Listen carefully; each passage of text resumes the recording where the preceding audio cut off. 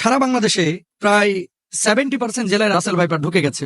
সে বৎসরে 20 থেকে 40টা বাচ্চা দিতে পারে। আপনি পানিতে আছেন, ঠিক সেই সময় সাপ আপনার পায়ে কামড় দিয়েছে, আপনি নিশ্চিত থাকবেন যে আপনার শরীরে বিষ ঢুকবে না। কেন বলেন তো? এই রাসেল ভাইপার বাংলাদেশে যেটা ছড়িয়ে পড়েছে, এই রাসেল ভাইপার 100 বছর আগে কিন্তু বাংলাদেশ থেকে প্রায় বিলুপ্ত হয়ে গেছিল। ডাক্তাররা বলতেছে যে এটা যদি দংশন করে তাহলে মানুষ মারা যাবে খুব শীঘ্রই। এরকম একটা বিপদ মুসিবতের সময় একজন মুমিন আমার বিশ্বাস থেকে করণীয় কিছু আছে কিনা? ফরিদপুরের একজন লিডার তিনি ঘোষণা করেছেন যে রাসেল ভাইপার একটারে যে মারতে পারবে তার আমি 50,000 টাকা পুরস্কার দেব।